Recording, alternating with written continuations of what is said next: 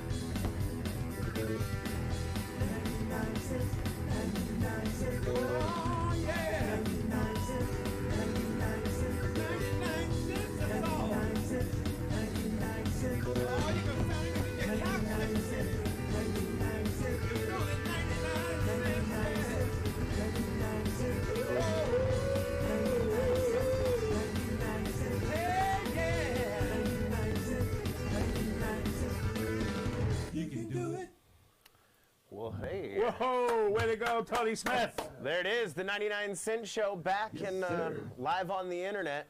It's kind of like our grand reopening. It's the Captain and Chronic, and we are live at the Stump in Las Vegas, Nevada, and that is our somewhat almost show producer, musical producer. Our current musical producer, yeah, yes. That's a great name for him. It is Tony Smith, the Las Vegas bassist right there himself, live and in the flesh. And again, it's great to be here. There's Tony for everybody to see. Wave to the audience, hey, everybody. Tony. Wave to the bus driving by. Hey, bus. There we go. And that's right. We are live after Game of Thrones, but we promise no spoilers. We promise no spoilers, okay? We're not going to talk about it tonight. There we go. Hey! How are we doing? Pretty good, man. How are you? I'm not bad. Definitely had a great weekend being back in Vegas for the weekend, and another no spoilers, but I got to go see Avengers Endgame this weekend, and I know you got to see it on Wednesday as well, right? Yeah, I did we're going to start doing the $4 movie review because since one of the perks of getting old is you get to go to movies on Wednesdays for $4. Right. So, it was definitely worth $4. It's definitely worth the $8. It has some, there's spoilers all over the web. Yeah, so I had to go see it this Captain weekend. America, or I don't think Endgame would be spoiling too much if we talked about some of the things. No, I don't think we should, though. I've got friends that have not seen it, so we're not going to talk about it. Why? Because that's Why spoiling. haven't they gone and seen it yet? Not spoiling it. Why haven't they gone and seen it yet? Not everybody has the money right now. They're in between paydays and stuff, All right. Well, okay, then look, suffice to say... Got to give it at least 2 weeks. I hear that's kind of the social norm, is after 2 weeks after release. No, we are coming up on the one full week. We're coming up on the second weekend, aren't we? On the one full week, yeah. All right, well, then I got to just say this. I think a lot of fans will like the way they tie up the storylines. We've talked about that. The storylines of a lot of the characters. I think a lot of fans will like the way they've tied up all the movies and given some of the characters their swan song and other characters not. I agree. I don't think that's a spoiler. No. I think... And there's a few all I'm obvious going to say things. is it was everything I wanted. Like, it did justice. You might want to get in the camera a little bit. Where am I? Yeah, There we go. I set this stuff up before the show, and then everybody just ignores the captain when he does his technical stuff. So there we go. You understand my pain and frustration, ladies and gentlemen. I have to go back to this shot so I can actually. My name is Chronic, after all. Short-term memory loss kind of comes with the territory. Tony, why don't you join us over here? For now, Tony's our musical guest tonight, ladies and gentlemen, because as you know, we talked about we're redoing the shows that we did earlier when Chronic's computer was giving us a little bit of the willies. And now that we have our good system and everything works right, we're going to bring all those great musicians back because they deserve to play for you the way that we think that they should. And Tony Smith is one of those guys. That's why I want to bring him over here and put him in the interview chair so that we can light him up, have him sit over here, and ladies and gentlemen, as you know, the captain has to operate the technical aspects of the show as well. So Hey, Tony, how you doing, my friend? I'm doing good, and you? I'm good, man. Good. Good You to know, be it's, here at the Stump. it's a Sunday night at the always. Stump. You know, you're thumping around a little bit and stuff, but yeah, Yes. it's okay. That's what live is all about, actually. Tony is an amazing bass player, ladies and gentlemen. If you go to LasVegasBassPlayers.com, or on YouTube, not on .com. TonySmithMusic.com. TonySmithMusic.com. Yes, sir. You'll see him playing out there in what they call busking. Yes. You know, playing out there for tips and stuff, which, as you've told me, you make a lot more money doing that sometimes than you actually do playing in shows here in town for bands. Yes.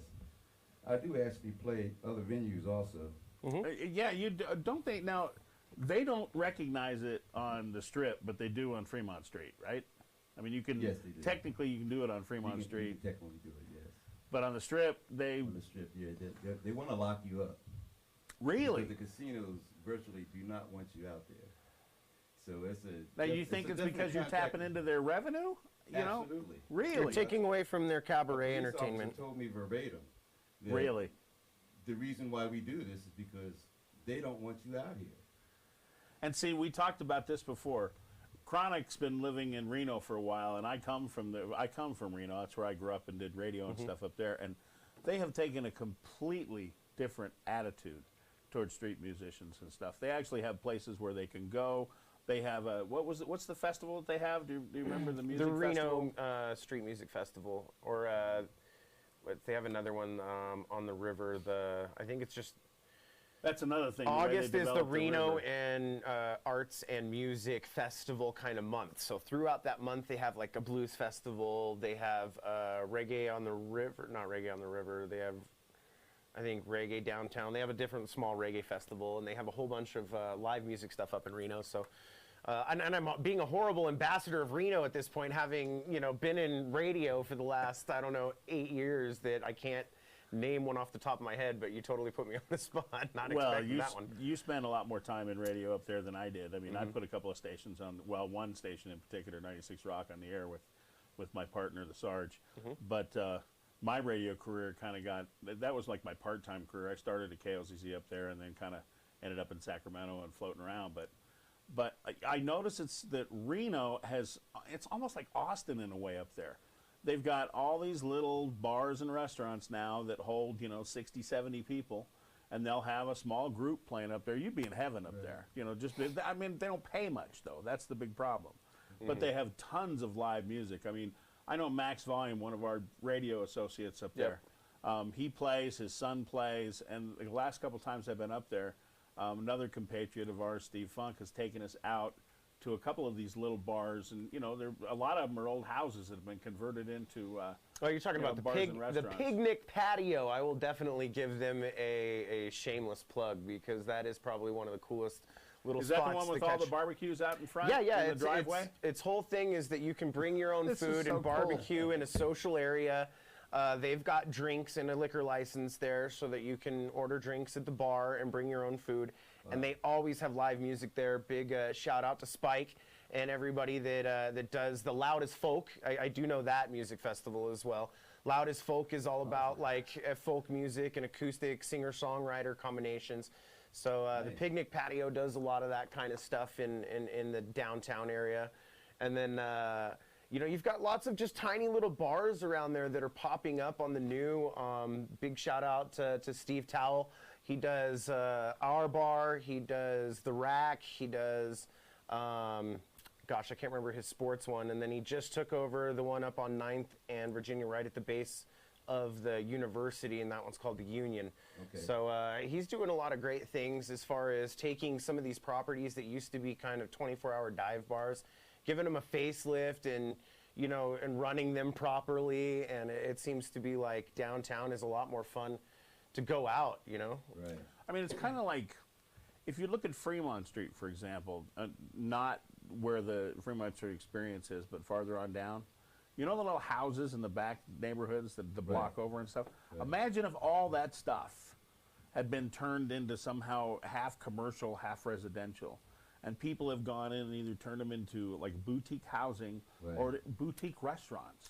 and nightclubs. Some of and stuff. those. There's also just a ton of restaurants. There's one of them's been turned into, or one of them I think it was kind of a business. These are old brick houses that have been converted. Some of them, yeah. Yeah. There's the Brewer's Cabinet now that's kind of down in that California area, like California Street area, I should say.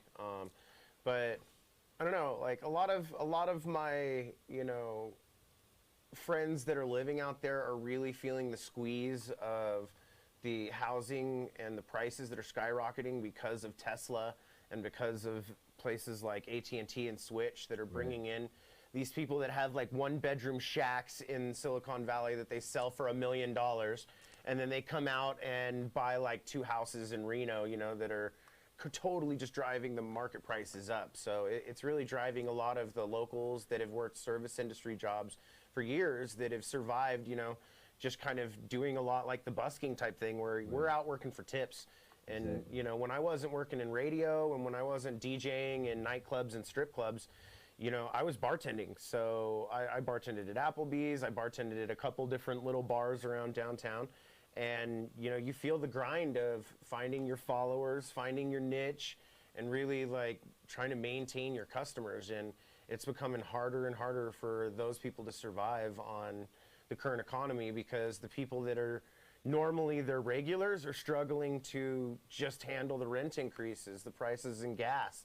Like literally, I think last week there was over 3 days, gas prices went up over 50 cents. It was pretty intense, over $4 in some places. How many musicians that you know here in town that have to have second jobs? Yeah, it is the same thing that's happening here. It's a side hustle. Because the jobs just aren't, once they close the lounges, then that's when it all starts. See, and that's the thing. You've got to figure out, did they close the, people chase money. Companies chase money. If there's money to be made, they'll do it. There was an old thing in radio that if dogs farting, would get #1 rating, somebody would put it on the radio and make money with it. It's true. My opinion is the casinos figured that they're just tired of giving people stuff. Because the lounges probably didn't make that much money. But that's how it all started. So Giving people stuff got them here to spend money in the casinos. So the pencil pushers kind of squashed the lounges, as far as I'm concerned. Look, I can attest to that at the Hilton. This is a great story, especially for all you HR people out there. You need to educate your bean counters. My manager, who's the tech director for the Hilton at the time, comes down and laughing. He goes, "You're never going to believe what happened to me in this manager's meeting." The bean counters looked at me, and they were going through trying to save money as usual.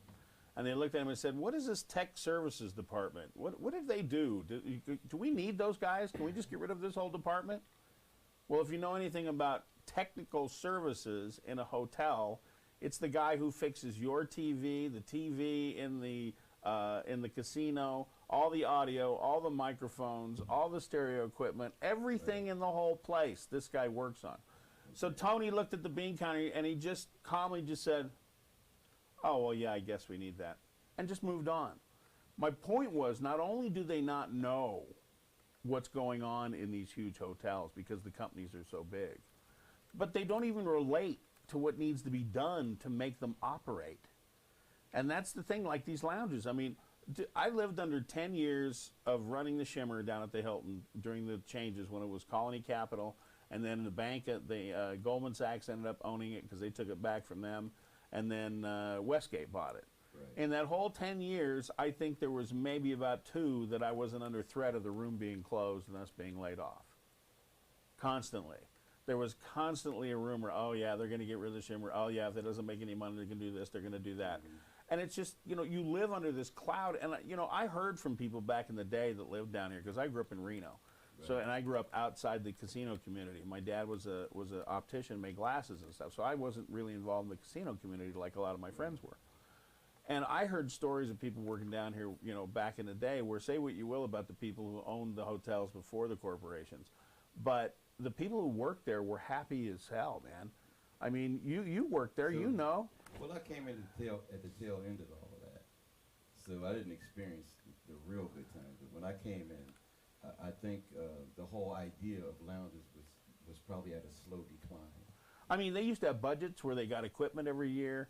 The owners took care of them. They always had, the whole mindset was, you know, you give away the hotel rooms, you give away the restaurants, you give away the entertainment because we're going to get the money at the tables, in the machines where our biggest profit margin is. And, you know, nowadays it's basically, look, we have a spreadsheet that has X amount of departments in it, and every single department better be making money. But that's not how it used to work. I mean, one of the things that blew me away, coming from radio, and Chronic will testify to this, when you go into, you know, a lot of our job is saving people's business, quite honestly. I mean, people don't spend money to advertise on radio and television because they want to. It's because they have to, because they want to get people in their door and stuff. And a lot of times people would come in, their business is hurting. They're not getting people in. They come to you for an idea. So the salespeople would come in and talk to somebody like Chronic or somebody like myself and, hey, man, what do we do for these guys? So you get in the habit of analyzing people's business and helping them to fix it, whether it's a remote or an ad campaign or what have you, you know? But you find out in these big corporations real fast, if it's not your job, shut the F up and just do your job. We it's don't that stay in your lane mentality. Absolutely. And I honestly, that's why I see .com companies and places like Zappos succeed, because they encourage employee participation, employee ideas. Yeah, they want people to have an entrepreneurial spirit within the company instead of taking their ideas elsewhere where they aren't being suppressed by people up ahead. I can't tell you how many jobs that I had where I was advancing quickly and like I was sabotaged by managers that like felt threatened by my presence. I think that's a good thing for one of our first write-ins for our email, is that I'd like to see anybody who views this show. We do have a few viewers nowadays. We got 3 people viewing right now, so hello. To start Thank participating you in this. Hey, thanks a lot, man. Appreciate that. A lot of Feel people free are to dialing in comment on the afterwards. YouTube page and we'll respond and Well, we'd like to start getting you. some interaction with our viewers, and I think this is a good subject tonight to do it. I want to know how many people viewing the show, if you'd write in, have actually experienced the same kind of thing, where you've worked at a place and you literally, you want to keep your job and you see the place crumbling around you. And you might have a good idea to help that place. All you want to do is keep it going so you have a job still. And yet you get in trouble for it. People get mad at you for it. They think you're after their job. I wonder how many other people go through that, because especially in broadcasting, in radio, there's an old saying that once you become a program director, you literally can never go back to being an on-air personality. And the reason is nobody's going to hire their replacement. If you don't want to be a program director anymore and you just want to, you know, go do your morning show or afternoon drive or something, the problem is because radio, you have no rhyme or reason to fire somebody. You can just say, you know what, Tony, I woke up on the wrong side of the bed this morning and you just don't look right, so don't show up to work today. You have no job security in those nothing you can do about it. kind of entertainment And jobs. I can absolutely say that to you on the phone or in person, and you can't go to the EEOC and say they fired me for a wrong reason in broadcasting. I mean, it's literally like that. Wow, that's crazy. Well, here's the screwed up part about it. So, you know, everybody who's on air wants to be a programmer. It's like anything. You want to move up. You want to try your hand at running a station. Yeah, you want to wanna make try more money, you know. Yeah, that's it too. But then what happens is, so you do it for a while, and then, you know, I mean, so you don't have a job anymore. Well, you got to work. So you get a job doing afternoon drive at a station, working for a guy. And that guy, all of a sudden, the consultant comes in, the ratings come in a bit lower, the consultant comes in and says he's not doing the job properly, and guess what the general manager does? He looks around, and instead of saying, well, we got to find a new guy or something, they look around, the consultant says, well, we can fire that guy, so we got another guy here already that we can just put him in his place. Right. And you're that guy. So when you go apply for a job, and you have a program director who's already there, who's not secure in his ways, so to speak, he may not be one of those guys who's really secure, you'll never get the job. No matter how good you are, you won't get the job because nobody's going to hire the replacement. So you're kind of damned if you do, damned if you don't. You want the station to succeed because you want a job, just like in a band. You want people to come in the lounge and buy a ticket because we'd like to play here next week. Right. So, you know, I'd like to see how many people out there in other industries have gone through similar stuff, because it's really rampant in our business. Well, I mean, talk about the corporate world, you know, people who work in offices. Yeah, your wife, I have right? kind of like a side experience with that, because, you know, when it boils down to it, it's like most offices, even if you watch that show, The Office, Yeah. these people, it's like crabs in a barrel. Everybody's trying to you know, It's high throw school. each other under the bus. It's high You school know, all to- over again. To either graduate to a better position, or get promoted to a better position, and you know, I don't know. I guess it's kind of like survival of the fittest when it comes to that. I've just never. I guess my problem. Chronic and I've had this discussion. I wasn't born with the worker bee gene, right? That I can just be. And look. Don't get me wrong. I am incredibly amazed at people who can go to work at the phone company, go to work at the power company, or UPS or the post office or something, and do those jobs and not necessarily be happy, right? Because I mean, nobody's happy like that. There are people that are, but I mean, and enjoy the job, you know, like what they do, Right. like the vacation, this kind of stuff. Man, it just makes me suicidal, those kind of jobs. I hear You know, I'd give up $40 an hour doing that for $10 an hour into something creative. Something that tested my creative gene or made me design or develop something. I've done it more than once. Yeah. You know, I'm kind of my own worst enemy as far as that goes. I think a lot of creative people are. So, We have a lot of self-induced misery, don't we? It's the trouble of being an artist and a perfectionist mixed with a little bit of procrastinist, and yeah, it tends to make us somewhat psychotic and difficult to deal with. And on that note, I want to give a shout out to my wife and tell her I love her because she puts up with my insanity. And also on that note, thank you for putting up with me, because I watch some of my single friends deal with the current dating pool, and I don't know how they do it. Yeah, I don't know. Understand this app dating. What was this shit? at Swiping left and fucking right. Like, I mean, it's really. I don't understand the problem with lack of dating- personal connection. You know. My problem with dating is all my money's invested in this stuff, and when the young ladies see that and they look at me and go, "Well, why do you have all this stuff?" That's pretty much the end of the conversation. yeah, for me, shoot, I'm You happy got married. lucky, man. Yeah, I love It my puts the wife. lotion. There in the are a couple basket. friends of my son, I cannot believe he lucked out exactly the opposite of his dad. He met his high school sweetheart. I got 4 grandkids. They have a phenomenal life. They're happy. I mean, more power to them. That's what I'm saying. I am so happy for people who actually can find that one person who can make them happy, you know? But I mean, it took you a few minutes to find your wife, right? Oh yeah, sure did. Yeah, I wasn't even looking for a wife Yeah. when we hooked up, man. You know, so I'm a lucky guy. So Yeah. what are you doing musically nowadays besides just the the busking and stuff? I mean, are you working on another album? Are Working you on another album, doing a lot of practicing, trying to find different avenues for my playing. I know we talked to Ryan, who's going to be on the show next week, Ryan Kelly, about his lesson plans and his Right. teaching stuff that he does with piano, and how he figured out how to actually make some serious dough on the web. He's coaching me on that. Is he really? How's Yeah, that going? so it's going good. Actually, Yeah? I'm reading a book right now. Oh yeah. I'm reading up on it, so I'm doing my homework, so to speak, before I actually start diving into the whole Facebook pay-per-click thing. Yeah, ladies and gentlemen, if you want to tune in next week, we got some great musical guests on Friday and Sunday night. And Ryan's going to be here on Friday night. And Ryan, who is a Billy Joel-style songwriter from the get-go and a music professor, has figured out how to actually make money on the web using Facebook and his music. And he's coaching Tony, and we're going to get him to share some of those tricks with you next week, too. So please tune in for that show. It's next Friday at 6 o'clock. Remember, we're Fridays at 6 and Sundays after Game of Thrones till that's over, and then probably will be Sunday nights at 6 as well.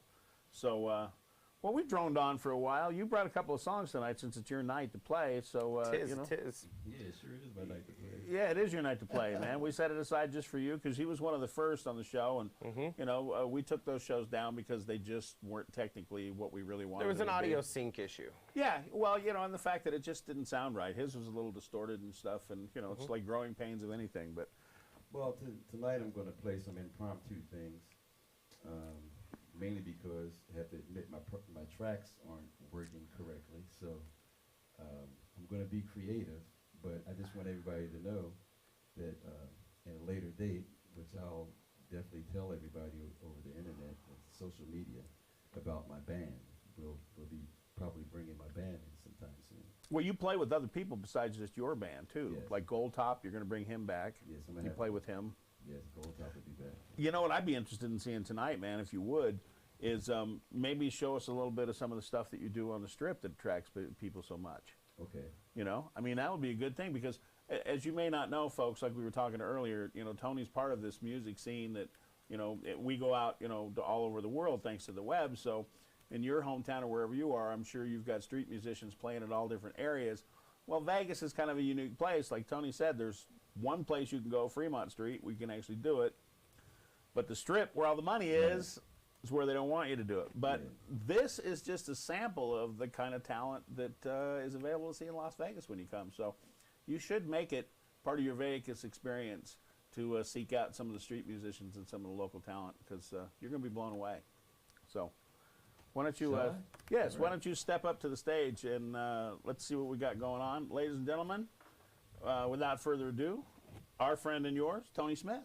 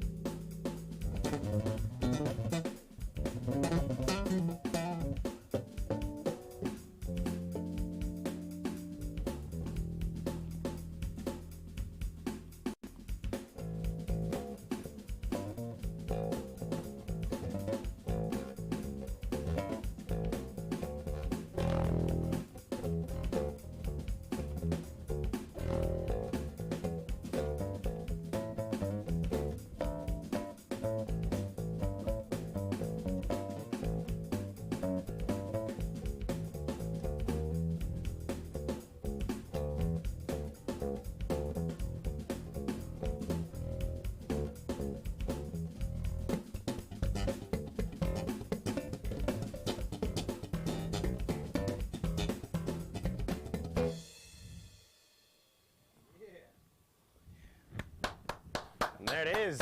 Right. Tony Smith, Tony Smith, ladies and gentlemen. Las Vegas bass player. I'm sharing him across some social media right now, so maybe we can draw a few more viewers to the actual shoe. We As got we Tony continue. Smith sitting on stage up in the double box. You can stay there, Tone. Oh, okay. I got you on camera. You can see on the monitor there. See? Yeah. We can do that kind of stuff. Let me kill the backdrop though. The LED wall kind of goes a little crazy sometimes, and light us up so that everybody's lit. There we go. All right. As you can see, I have way too much stuff to do, ladies and gentlemen. But once we get our engineer back, George, who's coming back from doing the TV show that we can't talk about. Not yet. It's still filming. It's still filming, and it's not going to be on for a while. It's Yeah. actually, they're doing 2 seasons of the show. That's amazing. That's movie magic, man. It's money. It's It's what money it boils magic? down to. They've got 80 cameras, Mm-hmm. like the ones that I use for the show here, remote control cameras. 80 of them, not counting the regular cameras they use with the guys and stuff, but Good 80 Lord. remote cameras to shoot this. It's an amazing cooking show, that Yeah, he's man. shooting. You're doing a great job, Captain. Me? Oh, thanks. You got the job. You don't have to worry about it. Man, you're doing all this stuff at once. Only because I know how. That's the thing. We're still It's true. auditioning for interns to come by and work at the stump. Yeah. It's really hard to find. The last couple of interns we told to come over They and help just us don't do the show show. up. They couldn't find the stump building, man. I told them where the back door was. I told them where the loading dock was, where you came in the other day. Neither one of them can find the building, so we may have to think about another place. Although I really enjoy this place. It's so intimate I and have to cool. admit, it is kind of hard to find. Well, That's that's what makes it mystical. Exactly. That's what does make it mystical. So that's a track that I know that you call "Slapping My Bass," right? Well, some Some parts part of it's was, in there yeah. because I remember that I heard that hook in there Right. Yeah. from that track because I've worked on that track with you in the studio and stuff. Absolutely. And so, what are some? It's a fun track. Where'd you learn how to do that stuff, man? Did you just teach yourself? Did you watch anybody else? Did you pick? Oh no, Tricks up. I have a lot of influences. Really? You know, Stanley Clarke, Jaco Pastorius, Jimi Hendrix. You name it. Really, Hendrix? Anybody I can find to copy off of. That's what we all do. To Interesting learn. that you said Hendrix, though. Hendrix is known as being a guitar player, not a bass player. Now, what would you cop off Hendrix being a bass player? Just his whole his kind of like mystique of what he does when he when he performed. As you notice, I play with my teeth, but which I've done a better job than I did tonight. But anyway, That's all right, brother. yeah. But I started doing that before I knew of Jimi Hendrix. A friend of mine in my neighborhood, my neighbor, he moved to the inner city. And when he came back, he said, "Man, I think I was about 12 years old." He said, "Man, I saw this guy out on the street playing with his teeth." I was like, "What? I think I'm gonna try that, man." And so I tried it. And as I was trying it at 12 years old, of course, my mother saw me doing it. You're gonna break your teeth. And she was thinking, "You're gonna kill yourself." Electrocute Yeah, yourself? you're gonna get Why shot. did I think that? Oh, that's funny. Because back then, before my time, there were, cases where people were getting electrocuted and dying from playing their guitars. Yeah. So that was a major concern. Yeah, you didn't play in the rain with those old guitars, man. Yeah, man. So because of grounding and stuff, all of that electronic stuff really improved over the years. Right. So my dad convinced her that, I would be okay. He's an electrical engineer, so he said, "No, he's going to be fine. Don't worry." Did your dad play? He played in church. What did he play? He played guitar. Did he? And what did your mom do? Did your mom she's a sing? nurse. She actually sang on the choir also. That's what I was going to say. Did she Yeah. sing in the choir? Yeah, she sang on the choir, and my dad played guitar. My uncle played drums. It was it was a real earthy kind of raw musical atmosphere. Yeah, because see, you're close to my age, so that would have been a while ago. Yeah. So that was pretty interesting because you would think that kind of band church revival thing only happened in the last 15, 20, 25 years, but no, Right. it went back a lot farther than that, didn't it? Yeah, absolutely.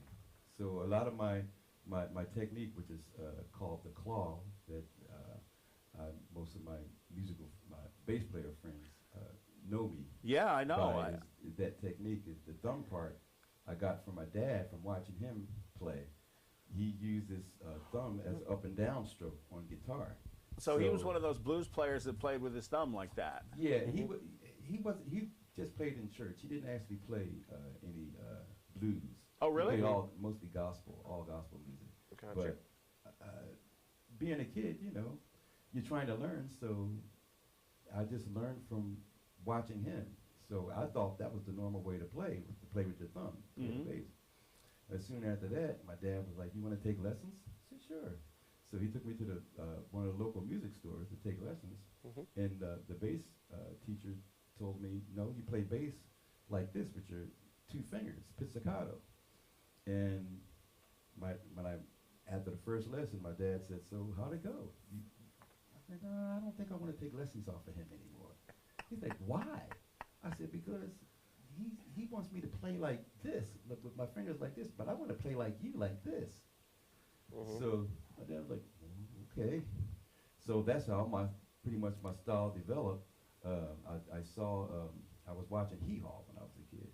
You know, Roy Clark and the other banjo players and stuff.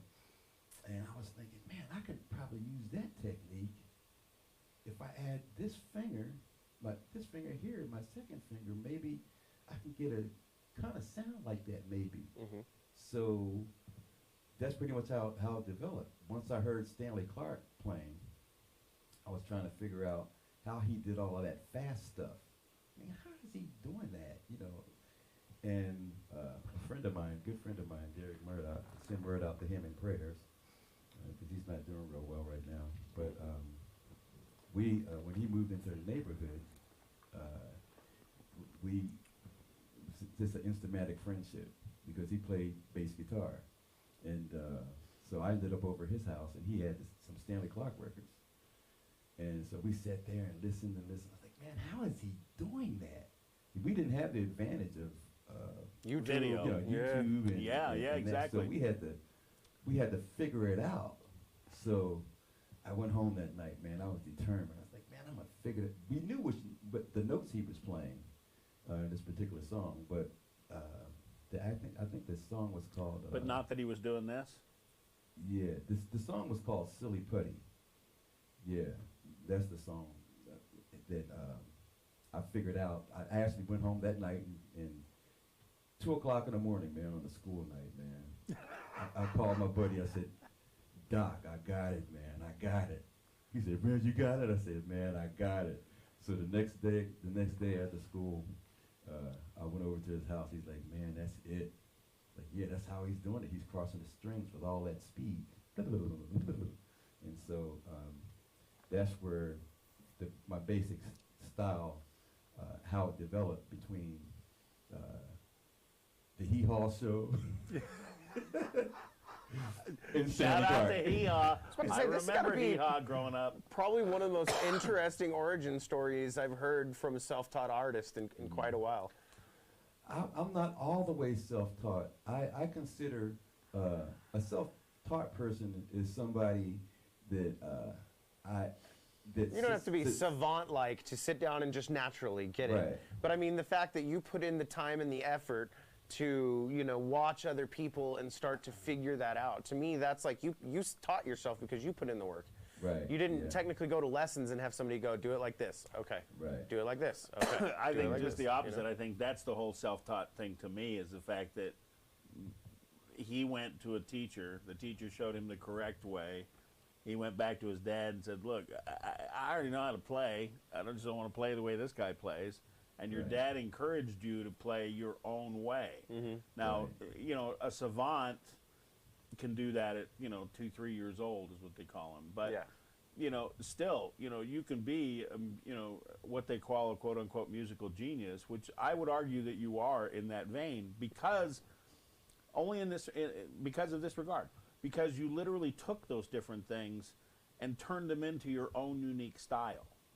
You know, if you're looking at the difference between a musician and a musical genius, and that, I know that's a word to not throw around lightly, but to me, one of the things you would look at is simply the fact that they figured out a new mousetrap.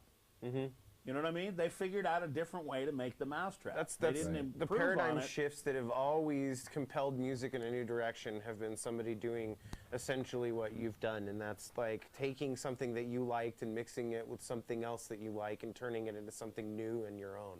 So you decided that you made it into your own, as opposed to, I want to play just like Stanley Clark, I want to play just like this guy, just like that guy. You went, well, you know, I like what he does, but I want to do also something like what he does and combine the two to make. See, to me, that's the cool thing about what happens in the creative world, whether it's in music or television or movies or something. You get around certain people sometimes that just look at it and go, you know, there is a different way to make that. And here's how you do it. That is so fascinating to be around those kind of people. You know, it really is. I mean, I think that's one of the addictive parts of this whole business for me has been. All the I people played a we've little met. tiny part in it on some level in a couple of things, but just the overall, the people that I met across the entertainment universe, and how every once in a while I'd stumble across somebody and I'd go, wow, I really want to get to know this person. This is fascinating. What they did, where they went, how they learned what they did. Because a lot of times you find out their stories are very similar to ours and other people out there. Well, I just did it, dude.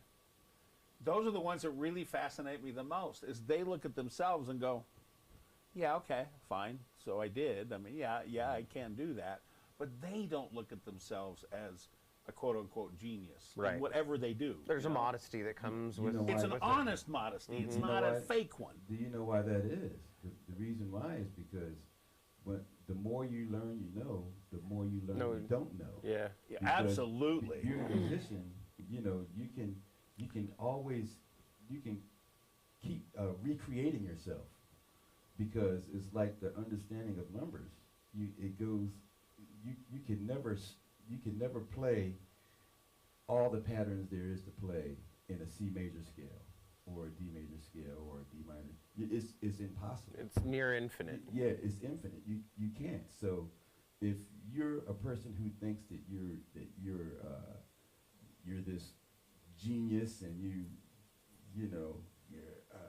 mastered your instrument, you know, to me, okay, it's all well and good. You can feel that way. But for me, for my own personal taste, I challenge myself to be the best I can be.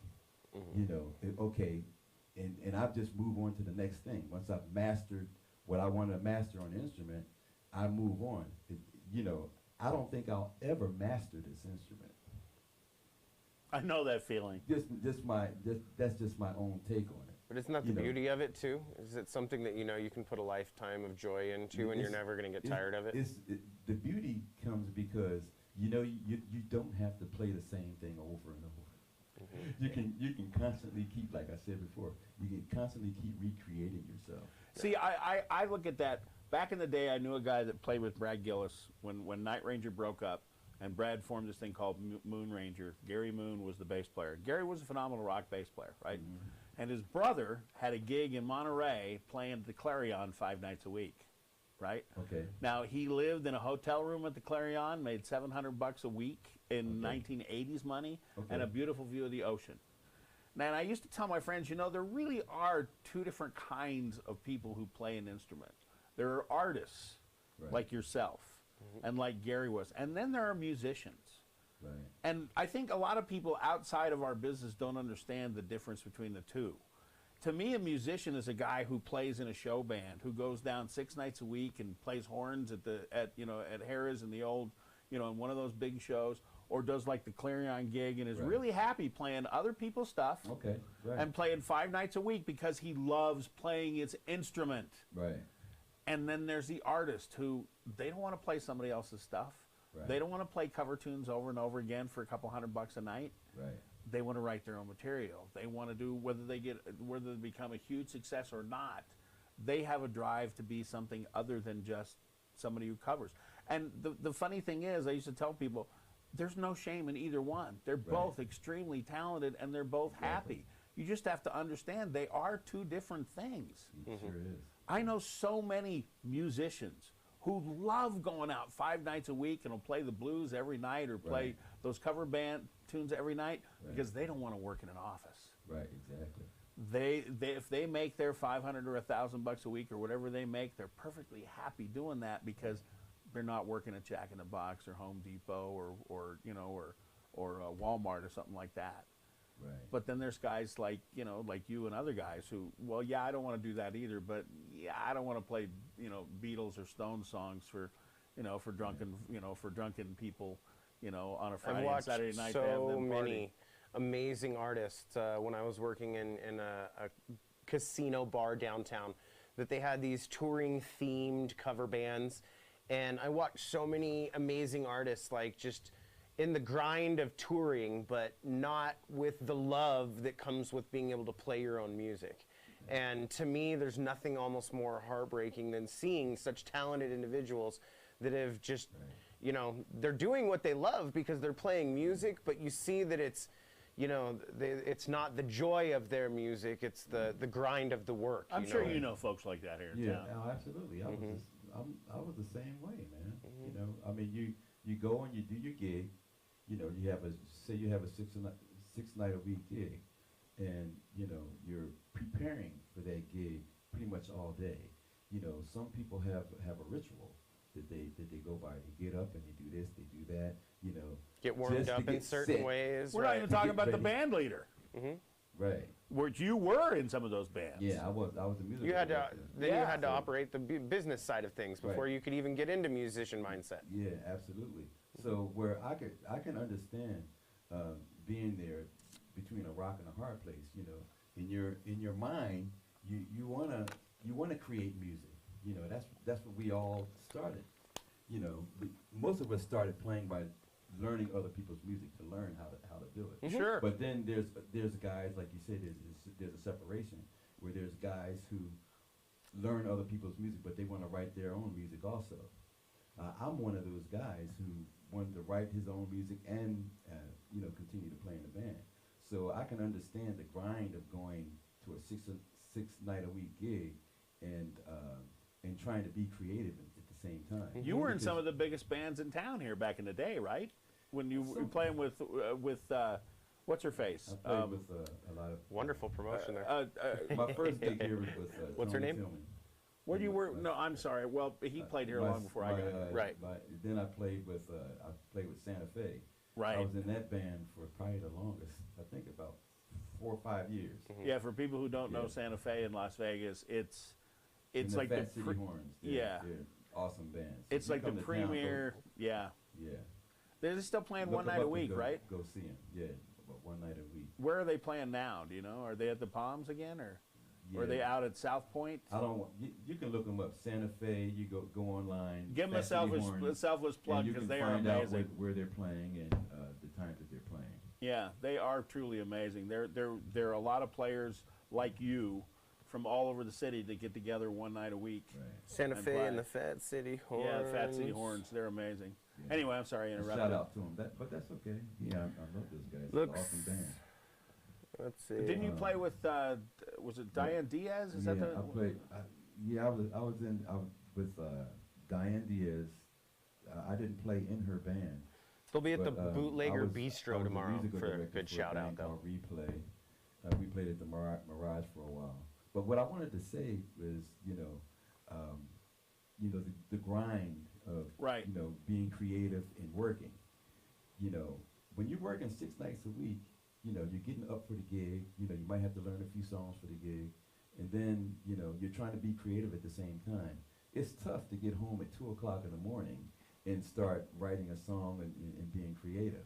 So it's kind of hard to find a happy medium between the two. Mm-hmm. So, but I didn't care, man. I stayed up until 7:00 in the morning because I knew I didn't have the gig until 9:00. Right. So I figured I have all day.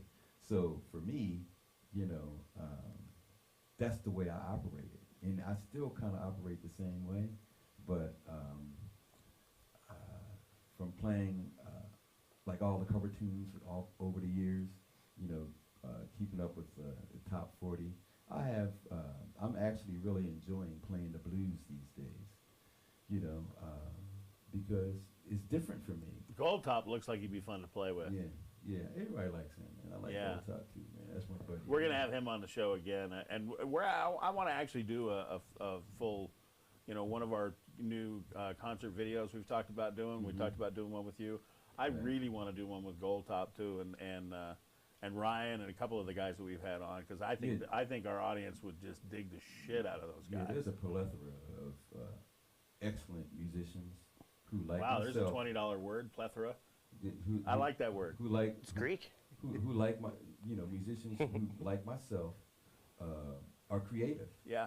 You know, so from this show, I'm gonna, you know, I want to holler out to those guys.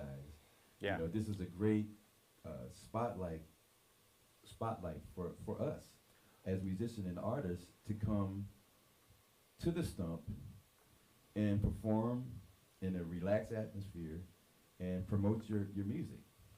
That's what we're all about. I mean, as two old radio guys, I mean, trust me, if I could turn the Stump into a full-time radio station, 24/7 with the music that we get just from the artists that we have playing here, Yep. I would do it in a friggin' heartbeat. Amen. Which is what I hope to do if we get enough people. I mean, Listener supported. I'll tell you something. At the zoo in Dallas, right, when I was running KZEW in Dallas, we had 1,100 songs on the air. Okay. And that wasn't enough because people would still get bored. You still got to adjust them so they don't hear them, you know, different day parts and stuff. So that's how much music we've got to find is at least 1,000 songs to make it, you know, from all over, you know. No, you know, I'm confident that here in Vegas we'll find plenty. I think we'll find them from all over. Yeah, you and know? from all over. But for starters, you know, because we're local, people Right, can exactly. drive over. Yeah. You know? Well, that's the thing. Since we are here and we Right. don't have 1,000 viewers yet, we do want to encourage our viewers though from around the country that if you know a band or you know an artist who is unsigned and undiscovered and is just amazing, by Have them all send their means- music to radiodefector@gmail.com. That's radiodefector, all one word, @gmail.com. Send us a picture so we know who we're looking at. Send us some audio files, hopefully MP3s, so that it'll send across the web Maybe a because short waves video are clip too if big. you got one. And again, or links to anything you've got for YouTube. And we would love to get a hold of you and talk to you more. So on how about that you note, playing we're at another about song? 55 minutes. So yeah, I think Tony, you should play some more, man. Yeah, you should at least play a couple more songs, man. Let's play one more and then we'll talk for a second and then you can play us out. Okay. So what are you going to play for us now? Just another little jam thing? Like, this is some of the stuff you do up on the Strip, right? Yeah. Maybe I'll do a better So you- job of it this time. So you're giving people a shot at actually what you do if they want to come down and find you either on Fremont Street. What time do you play down there in case people want to come find you? I like to play between 7 and 12. Sometimes I go later because it seems like people never go to sleep to come to Vegas. You know, I was blown away when I got here and they actually rolled the sidewalks up at 2 o'clock in the morning like the other states, because when I left here as a kid, there were clubs that didn't open until 4 in the morning and stayed open until noon because they were opening for the swing shift and graveyard people. So I don't know what the hell happened. We used to party 24/7 in this town, and not so much, but they Right. still do. Where on Fremont Street so people can look? Because that's the on legit place Fremont you can Street, you go. go to Any Fremont place on it? Street, Yeah. Yeah, it's not that big. You have to. But on the experience. Yeah, on the experience. Okay, Fremont Street so experience, because yeah. Fremont Street's now bigger, dude. It goes all the way down the Container. You know, what's the venue down there that's kind of like down by the Container Park, the outdoor park venue? Do you remember the name of that one? It's so bad. I live here in Vegas and I can't remember Yeah, this. I don't- You're not a Please tourist. don't though. hate me. You're not a tourist. We'll go down to Fremont Street. I've been I'm the promising we'll go tourist. down to video. We'll go down to Fremont Street and do some shooting, and you know we'll get into that. So, but without further ado, let's go back to Tony Smith and get another track from Tony.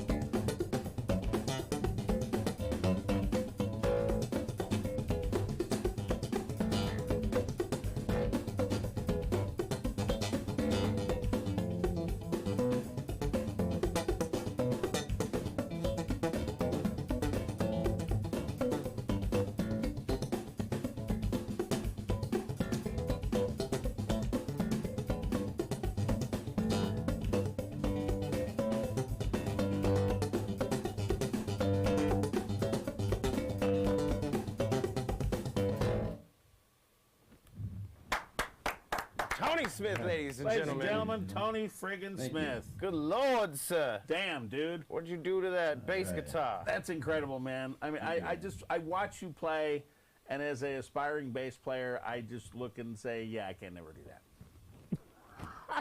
Well, like I said, it goes back to I'm too old, dude. challenging yourself to be the best you can be. Yeah, but you know what? Here's the problem. This is strictly me. My whole life, my biggest problem, and I just banged on the microphone. I'm sure that sounded great for people. My whole problem is I've wanted to be a master of everything and a professional at none. Mm-hmm. I have such bad ADD when it comes to life, just life in general. I find something that I'm really interested in, and I get as good as I want to get at it. Right. And just as I'm getting really good, something else will come along to interest me, and I'll go off and do that. Mm-hmm. Right. I mean, unlike you, like I'll set my bass down. I'll set it down for 5 or 6 months, and never pick it up, and then pick it up and start playing. And for some reason, I actually play better. Right. So I've gotten into this habit of like setting it down for a while and then playing, and then like you, or like a lot of people when practice. Once I start practicing, then I get that obsessive compulsive thing kicks in, and And then you can't I'll sleep. play 2-3 hours. Yeah, when the TV's on and nothing's going on, I'll pick it up and just start noodling on the Right. side of my bed and stuff. Right. It sounds like you chose your instrument as a choice of as a form Recreation. of recreation and relaxation. Partly that, Which and is just- It's which is kind of cool. zen when you don't have to think about it and you can just. Absolutely. well, like I told you, one of the reasons that, and you know the way I play, I don't play like a normal bass player.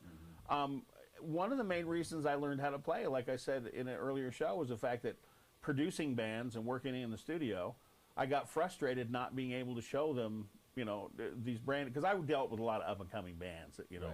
their guitar intonation was out, they didn't know what they needed to play, so when they're asking you to help produce their record and you know a lick you want them to play, it's hard to just go, I want you to go ding, ding, ding, ding, ding, ding. Right. So I forced myself into like, all right, look, you got to learn how to play something. And guitar's harder to play for me because I broke this finger as a kid working as a car mechanic. I snapped it and bent it sideways like this. So I can't bridge chords. No.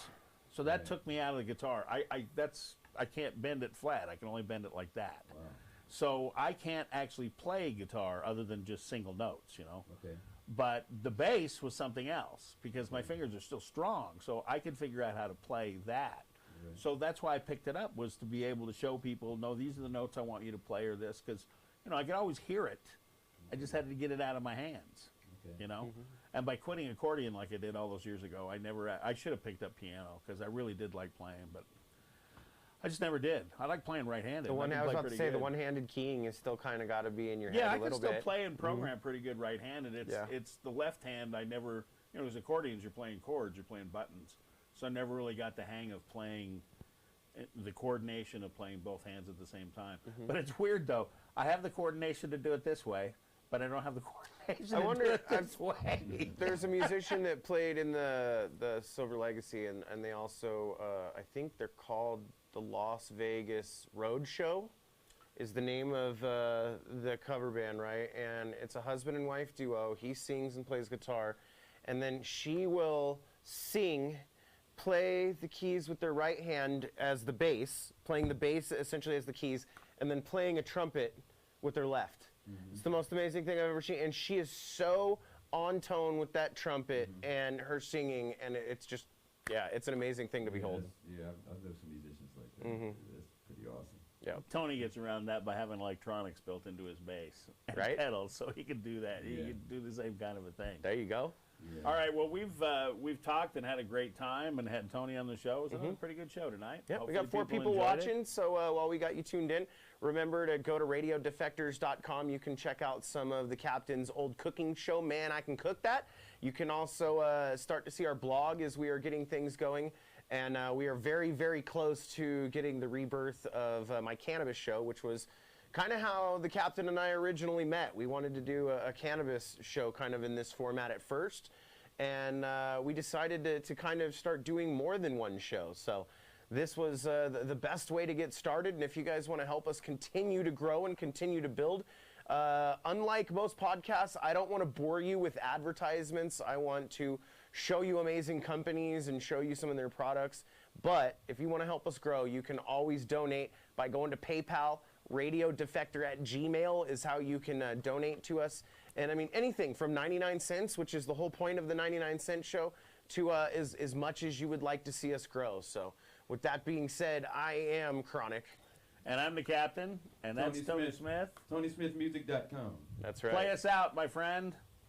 Ladies and gentlemen, that's the 99 Cent Show for this week. We'll be back on Friday at 6. Ryan Kelly is our musical guest. He's going to teach you how to sell your music on the web and how to teach people on Facebook. So please tune in. Have a great weekend, a great week. We'll see you. Peace.